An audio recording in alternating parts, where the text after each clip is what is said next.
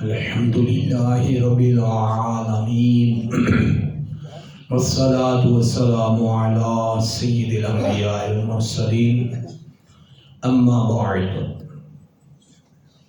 فقال اللہ عز وجل فی القرآن الحکیم مثل الذین ينفقون اموالهم فی سبیل اللہ کمثل حبۃ انبتت سبع سنابل فی کل سنبلۃ مئۃ حبۃ واللہ یضاعف لمن یشاء واللہ واسع علیم۔ وفی مقام آخر لن تنالوا البر حتى تنفقوا مما تحبون وما تنفقوا من شيء فإن الله به عليم۔ صدق الله مولانا العليم وبلغنا رسوله النبي الكريم الأمين۔ درس القرآن والحدیث الآن عن الانفاق فی سبیل اللہ واجرها۔ آج کا درس قرآن درس حدیث انفاق فی سبیل اللہ، اللہ کے راستے میں خرچ کرنا اور اس کی افضلیت اور کن لوگوں کو صدقات دینے چاہیے، اس پر درس قرآن درس حدیث ہوگا۔ بہت توجہ کے ساتھ سنیے گا، انشاءاللہ بے نفع حاصل ہوگا۔ خلاق عالم جل شانہ نے قرآن حکیم میں ارشاد فرمایا مثل الذین ينفقون اموالهم فی سبیل اللہ کمثل حبۃ، ان لوگوں کی مثال جو اللہ کے راستے میں خرچ کرتے رہتے ہیں، کمثل حبۃ، اس دانے کی طرح ہے، انبتت سبع سنابل، جس نے 7 بالی اگائی، جو 7 سٹے اگاتا ہے، فی کل سنبلۃ مئۃ حبۃ، اور ہر بالی میں ہر سٹے میں 100 دانے ہوتے ہیں۔ واللہ یضاعف لمن یشاء، اور اللہ جل شانہ جس کے لیے چاہتا ہے اس سے بھی بڑھا دیتا ہے۔ واللہ واسع علیم، اور اللہ جل شانہ وسعت والا، علم والا ہے۔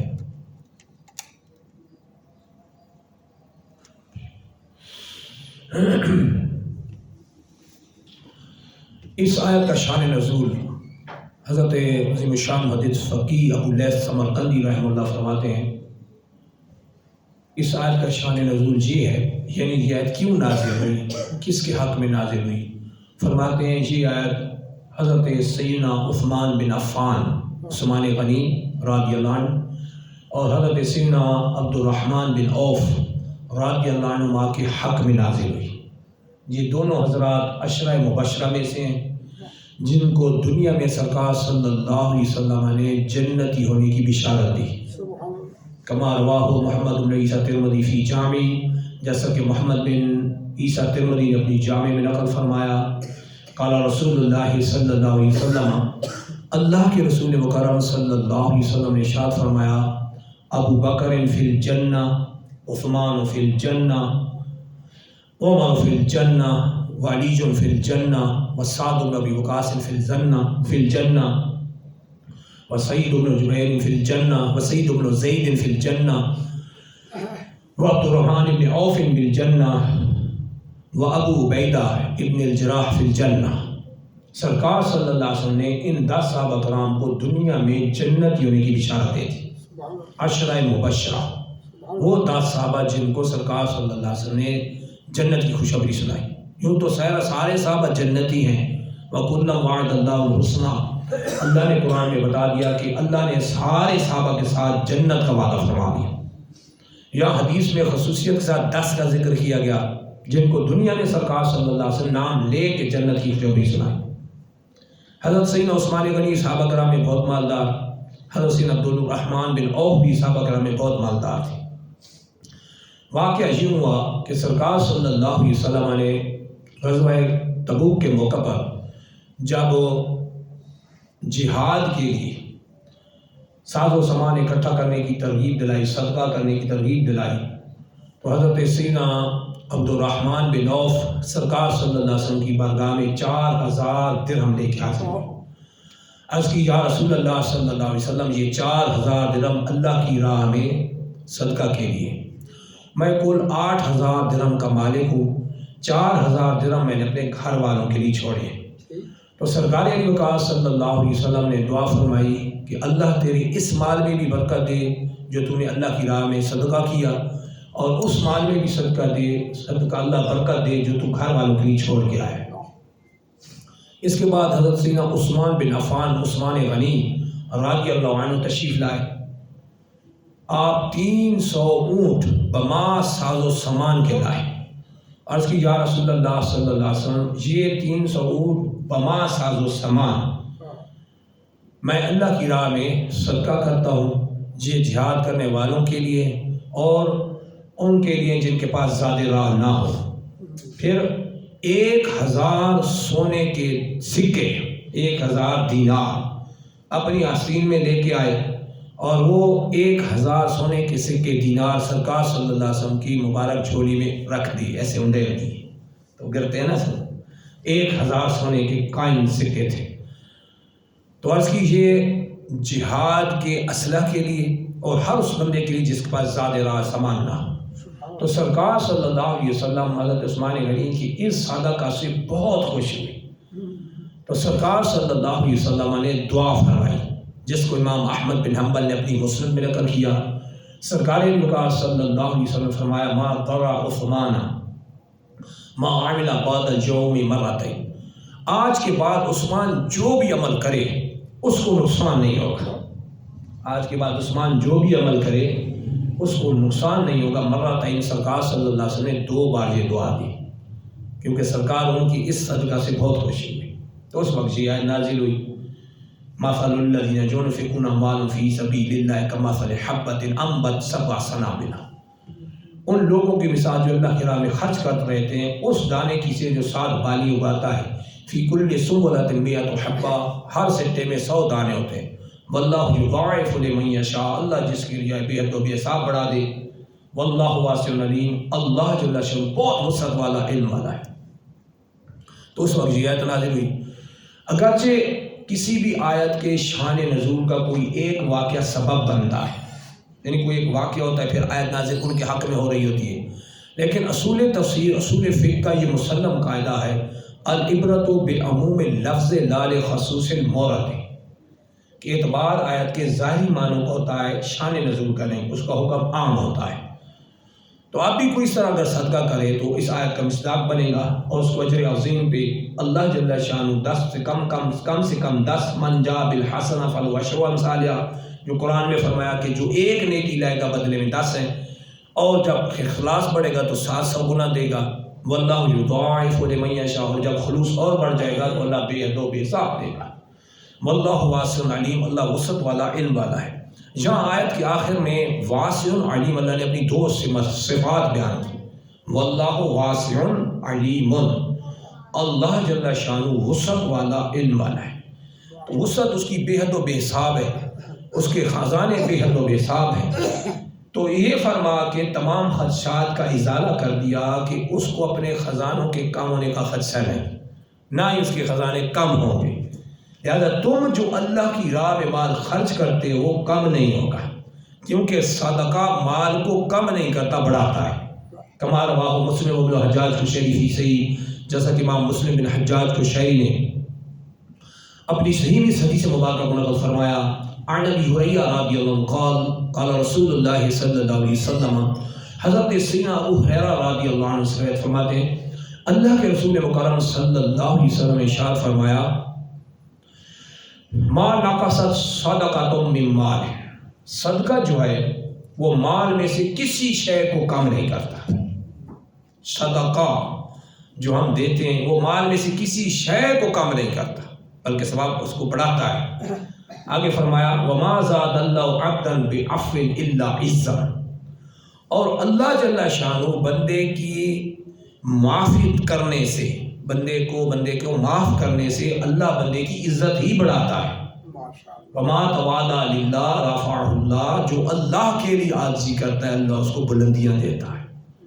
یہاں حدیث میں وعدہ کر دیا گیا کہ صدقہ مال میں سے کسی شے کو نہیں گھٹاتا، وہ تو برکت دیتا ہے۔ یا تو دنیا میں برکت ملتی ہے کہ مال کئی گنا بڑھا دیا جاتا ہے، یا پھر اللہ جل شانہ آخرت میں اس پر اجر عظیم عطا فرماتا ہے، اس پر بہترین صلہ عطا فرماتا ہے۔ تو صدقہ مال میں سے کسی شے کو کم نہیں کرتا۔ اور آگے جو فرمایا کہ بندے کے معاف کرنے سے اللہ بندے کی عزت بڑھاتا ہے، اس سے معلوم ہے کہ معاف کرنا چاہیے، ایک دوسرے کی خطاؤں کو بخش دینا چاہیے۔ اللہ اس انسان کو اپ گریڈ کرتا ہے، اللہ اس کی عزت بڑھاتا ہے، وہ ڈاؤن نہیں ہوتا، وہ اپ ہوتا ہے، ہائی لیول پہ جاتا ہے، اللہ کے ہاں عزت والا ہوتا ہے، لوگوں کی نظروں میں بھی باعزت ہو جاتا ہے۔ معاف کرنے سے اگلے کے دل میں محبت پیدا ہوتی ہے۔ اور اللہ جل شانہ کے وما تواضع احد للہ رفعہ اللہ، جو اللہ کے لیے عاجزی کرتا ہے اللہ اس کو بلندیاں دیتا ہے۔ جیسے معلوم ہو کہ معاف کر دینا چاہیے، اور صدقات کو روکنا نہیں چاہیے کہ صدقے کرنے سے، صدقات کرنے سے برکتیں ہوتی ہیں۔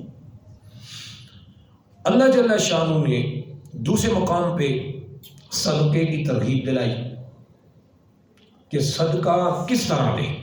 صدقات دو قسم کے ہوتے ہیں، ایک ہے فرضی صدقے، جیسے زکوٰۃ ہے، یہ فرضی ہے، فرض ہوتی ہے جب۔ اس طرح عشر ہے، یہ واجب ہوتا ہے۔ اس طرح صدقہ فطر ہے، رمضان شریف کے روزوں کے بعد وہ دینا ہوتا ہے، روزوں کا۔ اس طرح منت کا مال، وہ بھی صدقہ واجبہ ہے، وہ خود نہیں کھا سکتے، اس سے غریب مسکین لوگ کھائیں گے۔ تو یہ صدقات واجبہ ہیں۔ اللہ جل شانہ نے دو قسم کے صدقات قرآن میں بیان فرمائے خصوصیت کے ساتھ، کہ فرضی صدقے کیسے دینے ہیں اور نفلی صدقے کیسے دینے ہیں۔ خلاق عالم جل شانہ نے اس کو قرآن میں بیان فرمایا وَإِن تُبْدُوا الصَّدَقَاتِ فَنِعِمَّا هِيَ، اگر تم فرضی صدقات، زکوٰۃ ہے، صدقہ فطر ہے، عشر ہے، منت کا مال ہے، یہ اگر تم اعلانیہ طور پہ دو، ظاہر کر کے دو، فَنِعِمَّا هِيَ، تو اللہ فرماتا ہے یہ بہت بہتر ہے، یہ بہت اچھا ہے، کیونکہ زکوٰۃ فرض ہوگی، اعلانیہ کر کے دیں گے کہ دوسروں کو بھی ترغیب ملے گی، لوگ زکوٰۃ ادا کریں گے۔ صدقہ فطر واجب ہوا، اعلانیہ دیں گے تو دوسروں کو بھی ترغیب ہوگی۔ منت کا مال ہے، واجب تھا، دینا تھا، اعلانیہ کر کے دیں گے تو دوسروں کو بھی ترغیب ہوگی۔ تو یہ اللہ جل شانہ نے فرضی صدقے اعلانیہ طور پر کرنے کے لیے فرمایا کہ اگر تم اس کو اعلانیہ دو گے تو یہ بہت اچھا ہے۔ اور آگے جب نفلی صدقوں کی بات آئی، جس کو ہم خیرات کہتے ہیں، عرف میں لوگ اس کو خیرات کہتے ہیں، نظر بھی کہہ دیتے ہیں، نظر و نیاز بھی کہتے ہیں، خیرات بھی کہتے ہیں۔ جو عام طور پہ جو کہتے ہیں بیمار گھر کوئی ہو گیا، پریشانی ہے تو صدقہ کرتے ہیں، اس کو نفلی صدقہ کہتے ہیں۔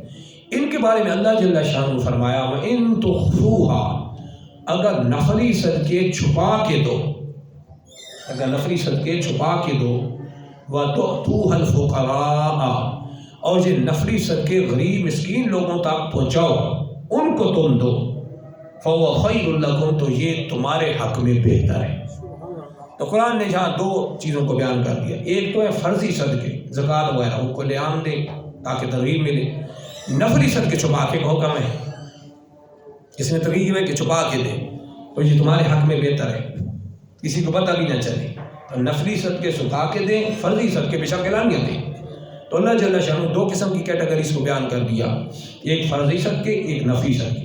پھر جب آپ کسی پہ صدقہ کرتے ہیں تو اس بات کا بھی لحاظ رکھا جائے کہ صدقہ کرنے کے بعد احسان نہ جتلایا جائے، نہ اذیت دی جائے، ورنہ سارا صدقہ ضائع ہو جائے گا۔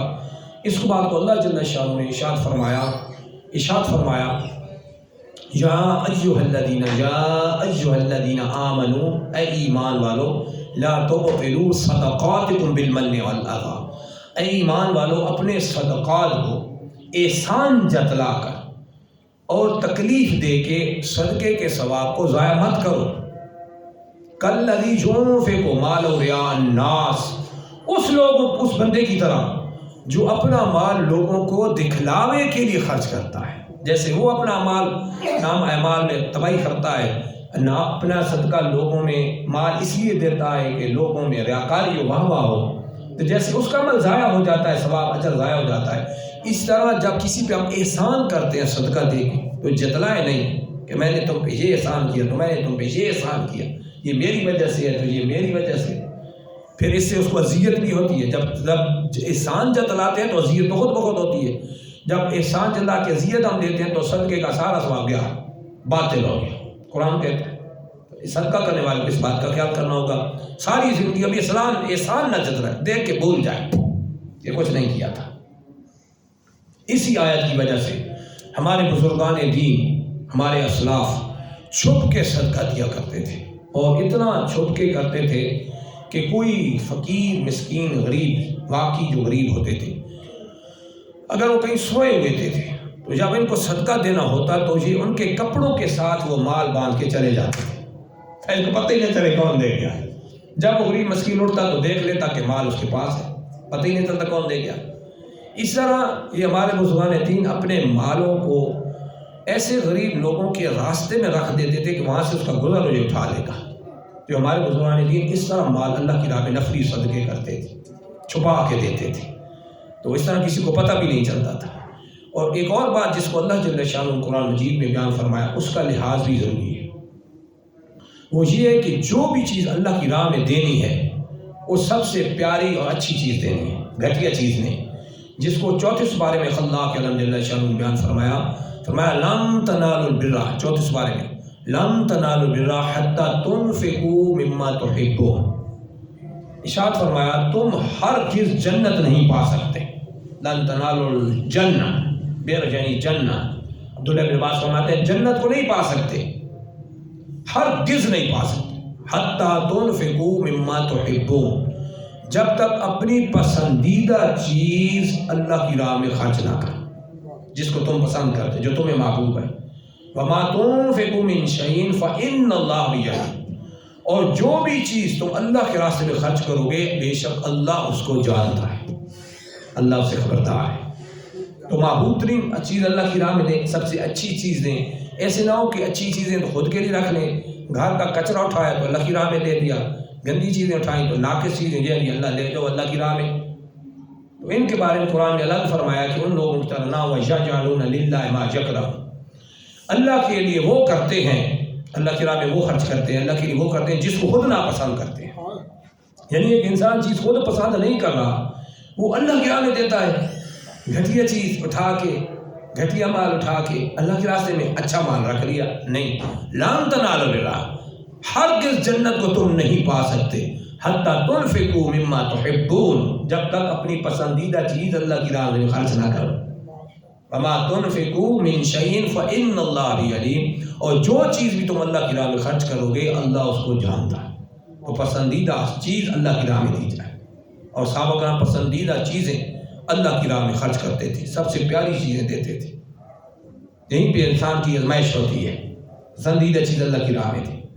پھر ایک اور بات کہ صدقہ کرنے والا صدقہ دے تو خوش دلی سے دے، خندہ پیشانی سے، جبر کر کے نہیں، مجبور کر کے نہیں، برے دل سے نہیں، اس طرح نہیں. اللہ جل شانہ نے قرآن مجید میں ارشاد فرمایا الذین ينفقون اموالهم فی سبیل اللہ، وہ جو اللہ کے راستے میں اپنے مال خرچ کرتے رہتے ہیں. ثم لا يتبعون ما انفقوا، ثم لا يتبعون ما انفقوا منا ولا اذى، پھر اس کے خرچ کرنے کے بعد نہ تو وہ اذیت دیتے ہیں نہ احسان جلاتے ہیں. لہم اجر عند ربهم ولا خوف علیہم ولا هم يحزنون، ان کا رب، ان کا صلہ ان کے رب کے پاس یہ ہے کہ نہ تو یہ دنیا میں غم زدہ ہوں گے، نہ آخرت میں ان کو خوف ہوگا. نہ آخرت کا خوف ہے ان کو کہ وہاں پریشانی کوئی ذلت، نہ دنیا میں ان کو خوف ہوگا کہ ہمارے پیچھے والوں کا کیا حال ہوگا.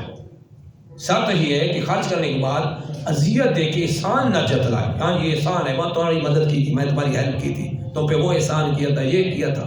نہیں، وہ احسان کر کے بھول جائیں، نیکی کر کے بھول جائیں، گناہ کر کے یاد رکھیں. یہ بڑی اہم چیز ہے، بڑی اہم بات ہے. نیکی کر کے بھول جائیں، گناہ کر کے یاد رکھیں، پھر انسان کو ٹھیک رہتا ہے بندہ. کیونکہ نیکی کر کے بھول جائے گا تو اس پہ انسان اترائے گا نہیں، ریاکاری میں نہیں پڑے گا، عجب میں نہیں ہوگا، خود کو اچھا نہیں سمجھے گا. اور گناہ کر کے یاد رکھے گا تو اپنا جرم اس کو یاد رہے گا، جس کی وجہ انسان زیادہ توبہ کرے گا، اور زیادہ توبہ کرنے کی وجہ سے انسان اللہ کے زیادہ قریب ہوتا ہے. تو سب سے پسندیدہ مال اللہ کی راہ میں خرچ، اور اس کے خرچ کرنے کے بعد اذیت اور احسان جتلانا نہیں ہوگا. اور پہ بات، صدقہ کرنے والا اللہ جل شانہ کی راہ میں پاک اور حلال مال صدقہ کرے. جیسا کہ سرکار علی وقار صلی اللہ علیہ وسلم نے ارشاد فرمایا ان اللہ طیب لا یقبل الا طیبا، بے شک اللہ جل شانہ پاک ہے اور پاک مال کو ہی پسند فرماتا ہے. حضرت سیدنا سفیان ثوری عظیم الشان محدث آپ فرماتے ہیں کہ اللہ کی راہ میں حرام مال خرچ کرنے کی مثال ایسی ہے جیسے کوئی شخص ناپاک کپڑوں کو پیشاب سے پاک کرنا چاہتا ہے. ناپاک کپڑے پیشاب سے کبھی پاک نہیں ہوں گے، الٹا ناپاک ہوں گے. اسی طرح انسان کے گناہ وہ مال حرام خرچ کرنے سے کبھی ختم نہیں ہوں گے، بلکہ حلال مال خرچنے سے انسان کے مال جو برے اعمال ہیں، گناہ ہیں، وہ اللہ جل شانہ بخش دیتا ہے، وہ کفارہ بنا دیتا ہے. ان الحسنات یذہبن السیئات، قرآن میں اس کو بیان کیا، بے شک نیکیاں برائیوں کو مٹاتی ہیں. اب وہ حلال ہوگا مال تو تب وہ صدقہ حلال اللہ کی راہ میں قبول ہوگا اور انسان کے گناہوں کا کفارہ بنے گا. تو اس طرح صدقہ میں قرآن نے ڈیٹیل دی ہے کہ صدقہ کرنے والا ان چیزوں کو ملحوظ خاطر رکھے اور اس طرح ان حضرات کو صدقہ کرے. اور پانچواں پوائنٹ خاص بات، صدقہ دینے والا خصوصیت کے ساتھ ایک صحیح العقیدہ سنی عالم کو منتخب کرے. سنی علماء کوئی بھی ہو، صحیح العقیدہ. بعد عقیدہ تو دینے نجائز اور گناہ پہ مدد اور گناہ، وہ بدعقیدگی پھیلائے گا. صحیح العقیدہ سنی علماء کو منتخب کرے جو دین کی خدمت کے لیے اپنے آپ کو وقف کیے ہوئے ہیں اور دین کی خدمت کے لیے وہ دن رات کوشاں ہیں. تو ان کو دے تاکہ وہ فائنینشلی نظام ان کا بہتر ہو جائے اور بہترین سے بہترین دین کی خدمت ہو سکے. یا پھر غریب نیک بندے کو صدقہ دے، یہ افضل ہے. ایک غریب ہوتا ہے فاسق و فاجر، ایک غریب ہوتا ہے نیک بندہ. تو صدقے میں اب افضل وہ نیک بندہ ہے، فاسق فاجر نہیں. یعنی بے نمازی ہے اور ایک با نمازی ہے، غریب ہے، تو اس جو نماز پڑھنے والا پرہیزگار غریب ہے اس کو صدقہ دینا افضل ہے، اس کو صدقے کے لیے منتخب کرے. ان چیزوں کا لحاظ کرے. حدیث مبارکہ میں سرکار صلی اللہ علیہ وسلم نے صدقہ کی ایک زبردست مثال بیان فرمائی اور چھپا کے صدقہ کرنے والے کو ساری کائنات میں مضبوط ترین شخص کہا گیا. کما رواہ محمد بن عیسیٰ ترمذی فی جامع، اس حدیث پاک کو محمد بن عیسیٰ ترمذی نے اپنی جامع میں نقل فرمایا. عن انس رضی اللہ عنہ، حضرت انس رضی اللہ عنہ سے قول فرماتے ہیں قال رسول اللہ صلی اللہ علیہ وسلم، اللہ کے رسول مکرم صلی اللہ علیہ وسلم نے ارشاد فرمایا لما خلق اللہ الارض، جب اللہ جل شانہ نے زمین کو پیدا فرمایا، جعلت تمید، تو زمین ہلنے لگ گئی، وائبریشن اس میں آ گئی، زمین ہلنے لگ گئی، ٹھہراؤ نہیں تھا. تو اللہ جل شانہ نے قال بہا ما علیہا، تو اللہ جل شانہ نے اس پہ پہاڑ رکھ دیے، علیہ الجبال، اللہ جل شانہ اس پہ پہاڑ رکھ دیے، فاستقرت، تو زمین ٹھہر گئی. یہ جو پہاڑ ہم اوپر دیکھتے ہیں نا، وہ تو نیچے زمین میں بھی ہوتا ہے، یہ نہیں کہ صرف زمین کی سطح پہ پڑا ہے، نیچے نہیں ہوتا. پہاڑ بڑے بڑے جو پہاڑ جیسے اوپر جا رہے ہیں تو زمین کے نیچے بھی جا رہے ہوتے ہیں، تحت ثرا تک. اللہ جل شانہ نے زمین پر جب پہاڑوں پر رکھا تو زمین ساکن ہو گئی. فاستقرت، قرآن میں بھی کہتا ہے، اللہ فرماتا ہے، اور زمین حدیث میں بھی فرمایا زمین ساکن ہے. یہاں پہ آ کے سائنس نے ٹھوکر کھا لی. سائنس کہتی ہے زمین متحرک ہے، لیکن متحرک نہیں، حرکت نہیں کرتی. قرآن اور حدیث کہتے ہیں زمین ساکن ہے، ٹھہری ہے، اللہ نے ٹھہرا دی. اگر زمین متحرک ہوتی تو دنیا میں کوئی عمارت نہ ٹھہر پاتی، زلزلہ رہتا ہر وقت، ایسے ایسے ہلتی رہتی، نہ کوئی اوپر نظام چلتا، نہ بندے چلتے، نہ مکانات تیرتے، نہ کوئی گاڑیاں چلتی، کوئی شے سیدھی نہ رہتی. تو اللہ نے اس کو اسٹل کر دیا، ساکن کر دیا. اصل میں متحرک سورج ہے، زمین نہیں ہے. سورج چوتھے آسمان پہ ہے اور اس کا الٹا رخ ہماری طرف ہے. اور شاید کچھ لوگ یہ سمجھتے ہوں کہ سورج مشرق سے زمین سے نکلتا ہے اور مغرب میں زمین کے نیچے غروب ہوتا ہے، بظاہر تو ایسے ہی لگ رہا ہوتا ہے، لیکن ایسا نہیں ہے. سورج زمین سے کئی گنا بڑا ہے اور وہ چوتھے آسمان پہ ہے، چوتھے سے نیچے نہیں آتا، چوتھے پہ ہی ہے. وہ متحرک ہے، 365 دن میں اپنا سرکل چکر مکمل کرتا ہے. دن میں اس کا ایک چکر ہوتا ہے جو اب جس وقت ہماری صبح ہو رہی تھی نا، وہ اسی وقت کسی اور ملک میں شام ہو رہی تھی، وہاں سے وہ ہٹ جاتا ہے، وہاں شام ہو رہی تھی. کئی ممالک میں 2 دن کا فرق ہے، کئی میں 1 دن، کئی 24، کئی 10 گھنٹے. سعودی اور ہمارا 2 گھنٹے کا فرق ہے. سورج ایک ہی ہے، لیکن وہ چونکہ پھرتا رہتا ہے، کہیں وہ ہٹتا ہے اس سائڈ سے، تو وہاں پہ شام ہوتی ہے، رات ہوتی ہے، اور ہمارے یہاں صبح ہوتی ہے. یہ سلسلہ چلاتا ہے.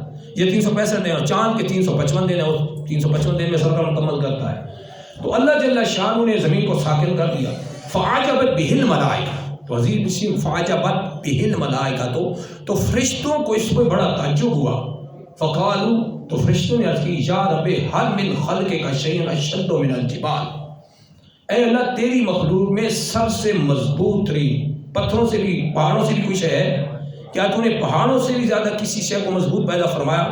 فقال نعم، تو اللہ جل شانہ فرمایا ہاں.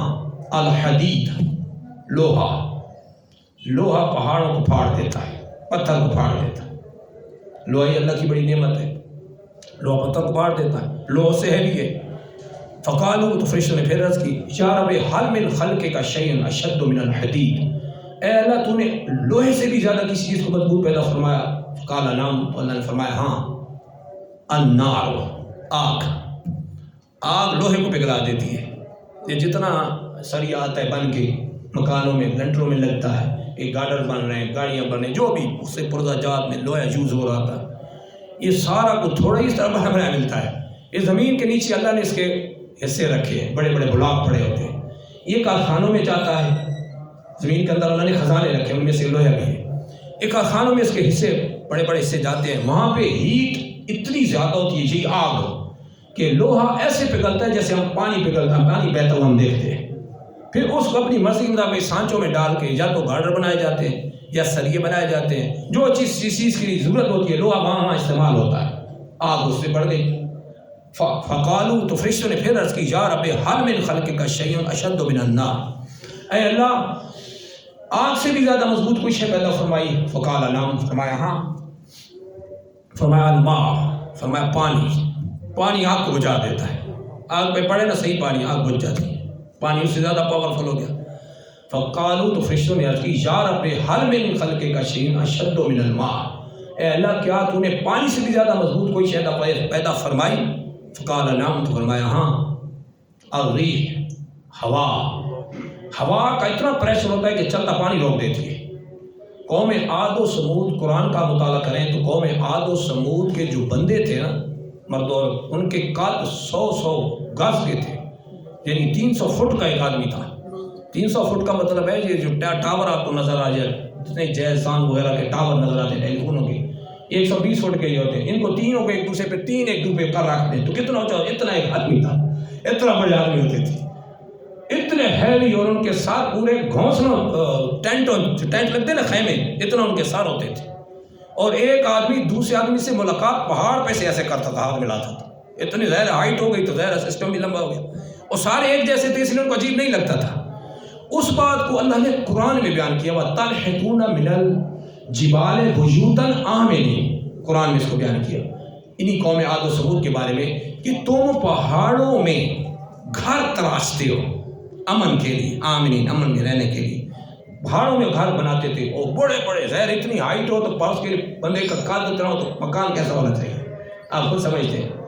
اتنی ہیوی مخلوق تھی قوم عاد و ثمود، 300 فٹ کے بندے.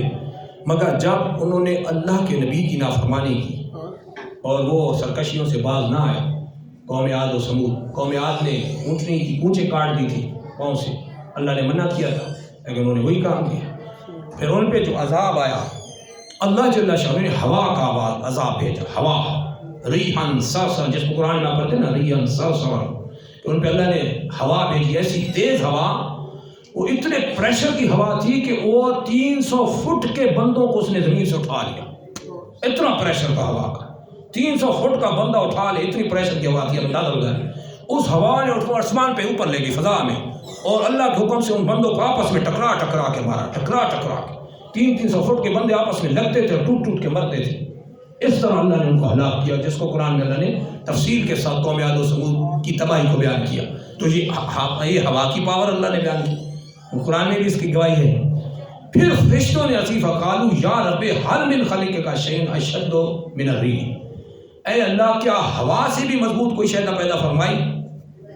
فقال، تو اللہ جل شانہ نے فرمایا نعم، ان سب سے بھی بڑھ کر ایک پاورفل ہے، ان سب سے بڑھ کر مضبوط ترین ایک ہے.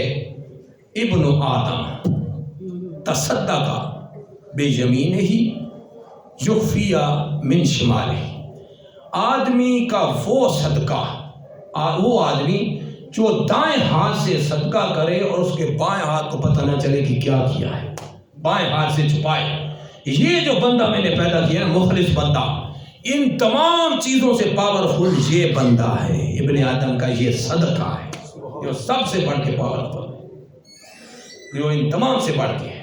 تو معلوم ہوا کہ اللہ کے ہاں سب سے زیادہ مضبوط ترین شے تو وہ چھپا کے صدقہ دینا ہے۔ وہ آدمی جو چھپا کے صدقہ دے یہ سب سے پاورفل بندہ ہے، اور یہ صدقہ اللہ کو بہت پیارا ہے۔ جیسے پیچھے میں نے قرآن کی آیات بینات سے وضاحت اور حدیث سے کر دی، یہ صدقہ اللہ کو بہت پسند ہے کہ کسی کو پتہ نہ چلے، کیونکہ عزت نفس بہت شے ہوتی ہے۔ عزت نفس، کوئی اپنی عزت نفس نہیں خراب کرنا چاہتا، ہر بندہ چاہتا ہے میری عزت ہی باقی رہے اور کام بھی ہوتا رہے۔ تو اس کا سلسلہ اللہ نے یہی رکھا ہے قرآن اور حدیث میں۔ قرآن میں اللہ جل شانہ نے حدیث میں سرکار صلی اللہ علیہ وسلم نے کہ چھپا کے صدقے دے، اور اسی کی دلیل زیادہ سے زیادہ ہے۔ جیسے قرآن اس حدیث میں، حدیث قدسی میں، اس حدیث میں جس کو سرکار صلی اللہ علیہ وسلم نے تفصیل سے بیان کیا، فرشتوں کے تعجب کو بیان کیا گیا اور اخلاص کے ساتھ صدقہ دینے والے کے صدقے کو بیان کیا گیا۔ اس پر ایک اور ایمان افروز حدیث سماعت فرمائے۔ رواہ مسلم بن حجاج کو شریفی سے اس حدیث پاک کو امام مسلم بن حجاج کو شریفی نے اپنی صحیح میں نقل فرمایا، اور رواہ رزین، امام رزین نے اس حدیث مبارک کو نقل فرمایا۔ عن علی رضی اللہ عنہ قال، حضرت سیدنا علی کرم اللہ وجہہ الکریم سے ارشاد فرماتے ہیں، قال رسول اللہ صلی اللہ علیہ وسلم، اللہ کے رسول مکرم صلی اللہ علیہ وسلم نے ارشاد فرمایا، بادروا بالصدقات، ارشاد فرمایا صدقہ کرنے میں جلدی کرو، صدقہ کرنے میں جلدی کرو، فَإِنَّ الْبَلَا لَا يَتَخَطَّئُهَا، بے شک بلا صدقے کو پھلانگ نہیں سکتے، تو صدقات جلدی کیا کرو۔ لہذا گھر میں اگر مصیبتیں آ جائیں، پریشانیاں آ جائیں، انسان گھر جائے تو اس کا بڑا پیارا حل ہے بادروا بالصدقہ، سرکار فرماتے ہیں صدقہ میں جلدی کرو۔ فَإِنَّ الْبَلَا لَا يَتَخَطَّئُهَا، اس لیے کہ بلا پریشانی مصیبت سب کو کہتے ہیں، تمام پریشانیاں، بلائیاں، آفات یہ جتنی بھی ہیں یہ صدقہ کو پھلانگ کراس نہیں کر سکتی۔ صدقہ کر دیا اس کو صدقہ بندے کو بچا لے گا۔ بعض بات ہم صدقے کر دیتے ہیں تو ہمیں پتہ نہیں چلتا، لیکن بہت سی چیزوں سے اللہ ہمیں بچا رہا ہوتا ہے۔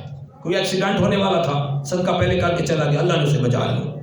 کوئی بہت بڑا حادثہ ہونے والا تھا، صدقے کی برکت سے اللہ نے اسے بچا لیا کیونکہ صدقہ کر کے چلا گیا۔ لیکن انسان کو پتہ نہیں ہوتا، وہ صدقہ بلا کو، اس مصیبت کو پھلانگنے نہیں دیتا، کراس نہیں کرنے دیتا، اللہ اس کو بچا لیتا ہے۔ تو لہذا چھپ کے صدقات کریں تو آنے والی مصیبتوں اور پریشانیوں کا علاج صدقوں سے۔ ہم پریشان ہو کر ادھر ادھر چلے جاتے ہیں، پھر مال بھی برباد ہوتا ہے، لوگ پیسے بھی برباد کرتے ہیں، پھر تویزوں والی سرکاروں کے پاس دن رات اڈے بھرتے لگتے ہیں، تو پھر دیں جی یہ دیں تو یہ وظیفہ دیں، تو اس کے لیے سرکار صلی اللہ علیہ وسلم نے یہ جو وظیفہ بتایا ہے یہ وظیفہ صدقہ دیں۔